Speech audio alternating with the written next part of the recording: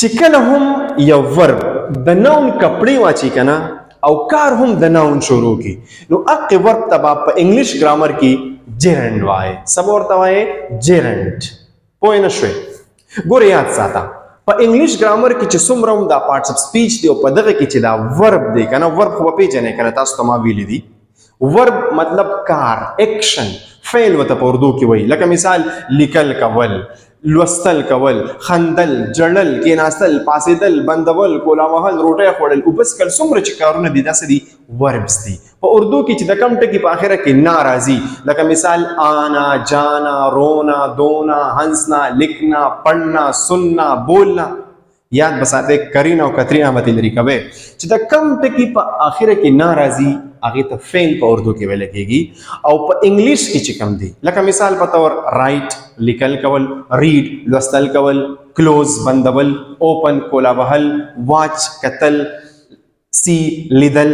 نو دا ټول څه دي وربز دي نو د دې وربز په انګلیش کې د هر ورب 15 فارمز وي یاد بساته د هر ورب سو فارمز وي 15 لکه مثال په تور زه یو مثال درکما لکه واک د واک معنی دا چلنا ګرځیدل اردو کې څه معنی دا چلنا یعنی نه پکې راغی دا یو ورب دی په پښتو کې موږ ته څه وایو ګرځیدل یا تلل نو د دې وس 15 فارمز دي کم کم دی ګورا اولنی فارم چې کم دی هغه هم دقه واک شو دا فرست فارم شو سیکنډ فارم بر دي داسې شي کنه چې هم دقه واک به ولګي خو ایډي بو سره سیوا شي دریم فارم دریم حالت چې کم دی هغه هم دقه شان کې خو صرف ایډي بو سره سیوا شي یاد ساته زیات ور په انګلیش کې داسې دي چې د هغه سیکنډ او تھرد فارم هم په دې ایډي جوړیږي نو هغه ته بیا موږ ریګولر ورب وایو ښا دا یو ریګولر ورب دی څلورم فارم چې د دې کم دی کنه هغه دی هم دغه فرست فارم دی دا فرست فارم دی کنه خو څه سره جمع شوی دی ING وسره اضافه شوی دا د دې نه جوړ شوی دی walking او پنځم فارم چې کوم دی پنځم هغه هم دغه اولنی په شانتي کې دی خو صرف سره د اس اضافه شوی دا چې کله د فرست فارم سره د اس اضافه وشي د دې نه بیا پنځم فارم جوړیږي یاد پساته walk walked walked walking walks دا پنځه فارمز دي اوس ګورئ یاد ساتئ په دې کې دا څلورم فارم چې کوم دی کنه دا څلورم دا ING والا فارم دا په جمله کې مختلف کارونه کوي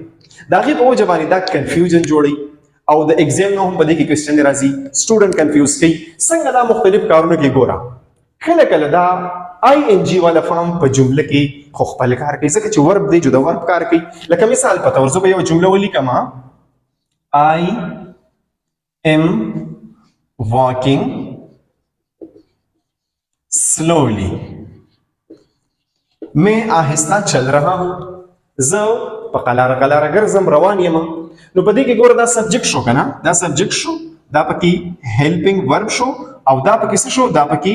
مین ورب شو او دا بیا چون کې د دې ورب په اړه کې موږ ته وضاحت کوي نو دا اډ ورب شو نو دا واکینګ چې کوم دی دا ING والا فارم څلورم فارم په دې کې څه چل وکړو د مین ورب کار وکړو نو یو خدا د ورب کار کوي دویم دا څه کار کوي دا ING والا فارم ګوره دا د ایجکټیو کار هم کوي په جمله کې د اسم صفت لکه ناون ډسکرایب کوي څنګه مثال په تور ګوره داسې لکه I saw ما ولیدو I saw a walking boy ما یو میں نے ایک چلتا ہوا لڑکا دیکھا ما یو ګرځېدو والا الک ولیدو چې هغه ګرځېدو دا سبجیکټ شو دا په دې کې مین ورب شو ټیک شو دا مین ورب دی دا خو آرټیکل دی او دا چې کوم دی دا په دې کې ایز ایجکټیو استعمال شو ځکه چې دا د ناون نه مخکې راغلی دی او د دې ناون په باره کې مونږ ته مطلب ویلی دی چې دا ناون څنګه دی لکه دا چې دا هلک ولیدو نو دا څنګه دا واکینګ او دا ګرځېدو د دې په باره کې مونږ ته بیان کو کنه چې دا څنګه د دې دا ډسکرایب کو نو چې کوم ټکی په جمله کې ناون ډسکرایب کوي هغه ته موږ څه ویلو ایجکټیو ورته ویل ایجکټیو از ا ډسکرایبینګ ورډ نو دا یو د دې کار څه وکړو د ایجکټیو کار وکړو د دې نه علاوه دا واکینګ په جمله کې د ناون کار هم کوي څنګه ګوره مثال پتاور دا څه مثال لګوره واکینګ is a good exercise واکینګ چې کوم دی دا یو زبردست یو ښه ایکسرسایز دی یو ښه ورزش دی نو تاسو ګورئ کنه اق آی ان جی والا فارم دی کنه څنګه چې دلته څنګه چې دلته څنګه چې دلته اوس دلته کیم دی اق آی ان جی والا فارم دی خو په دې ځای کې دی کار د سو کو د ناون کار یو کو ولی ځکه چې په جمله کې دا ورب دی د ورب نه مخکې چې کوم ځګي وي هغه د سبجیکټ وي ځکه تاسو ته ما ویلي دي چې د انګلیش د جملې بنیادي سټرکچر څنګه دی سبجیکټ او ورب او بیا پسې ابجیکټ دی نو د ورب نه مخکې دا ځای چې کوم دی دا د سبجیکټ دی او د سبجیکټ جوړېدلو اختیار به صرف د ناون سره یا به د پروناون سره لکه یا د ناون نه سبجیکټ جوړېدی شي یا د پروناون نه او د هغې ټکي نه هم جوړېدی شي چې هغه د ناون کار کوي نو په دې ځای کې دا واکینګ ښکاري خو ورب خو کار د ناون کړی دی نو چې کوم آی ان جی والا ورب په جمله کې راشي او د ناون کار کوي کنه نو هغې ته به څه وایې جرنډ به ورته وایې نو ځکه تا ته مو ووایي چې کله ورب د ناون کپړې واچوي او د ناون کار کوي نو هغې ته څه ویلی کېږي جرنډ ورته ویلی کېږي د دې اوس خپل یو پراپر ډیفینیشن هم دی هغه درته هم لیکم خو د هغې نه مخکې دې مثالونو ته وګورئ تاسو به نور هم کلیر شئ 1 نمبر ته وګوره ریډینګ امپرووز ووکیبلري پڑھائی کول چې کوم دی هغه ووکیبلري بهتر کوي ووکیبلري مطلب ذخیره الفاظ تاسو سره چې د یو ژبې څومره الفاظ معنی دي او تعالی درځي هغه ته ویل کېږي ووکیبلري ٹھیک ده نو دا ریډینګ دې ځکه ښکاری خو ورب کنه ځکه چې آی ان جی په سم راغلی د ریډ تاسو به اوریدلی ریډ مطلب پړنا نو دا ښکاری ورب او کاری د ناون کړی دی او آی ان جی والا فارم دی نو تاسو ته ما ویلي دي چې کله د فرست فارم سره آی ان جی ولګي او آی ان جی فارم یو په جمله کې د ناون کار کوي کنه نو هغې ته به څه وایي جرنډ ورته وایي نو په دې ځای کې دا د ناون کار کوي څنګه د ناون کار کوي ځکه د ناون کار کوي کنه چې دا د سبجیکټ په ځای راغلی اولنۍ خبره د سبجیکټ په ځای به یا ناون راځي یا به پروناون راځي یا به هغه ټکي راځي چې د ناون کار کوي نو دې ځای کې دا اگر چې ورب دی خو کار د ناون کوي ځکه چې د سبجیکټ په ځای راغلی او بله خبره ګوره ریډینګ امپرووز ووکیبلري څه امپرووز ووکیبلري لکه سسیز ووکیبلري امپروف کوي بهتر کوي نو ریډینګ پڑھائی کول نو دا څه جواب چې ورکو کنه نو هغه دا ریډینګ دی او کوم ټکی چې د څه جواب ورکړي نه هغه به ناون نو دا د ناون کار کوي نو دا څه شو جرنډ شو دویم مثال دا وګوره آی لایک ریډینګ پوئټري زما خوښ دی یا زه خوښومه لوستل د شاعرۍ یعنی ریډینګ پوئټري لوستل د شاعرۍ نو په دې ځای کې دا سبجیکټ شو دا پکې ورب شو او دا پکې څه شو دا پکې جرنډ شو لکه ښکاري خو ورب آی ان جی والا آی ان جی سره لګېدلی دی خو کار یې د څه کړی دی کار یې د ناون کړی دی نو دا څه شو دا جرنډ شو ځکه چې دا د ابجیکټ په ځای راغلی دی د ابجیکټ او سبجیکټ جوړېدو اختیار بل چا سره د ناون سره یا د ناون اکویلنټ سره چې کوم ټکی د ناون کار کوي دا ریډینګ په دې ځای کې څه شو جرنډ شو دې ته وګورئ لرنینګ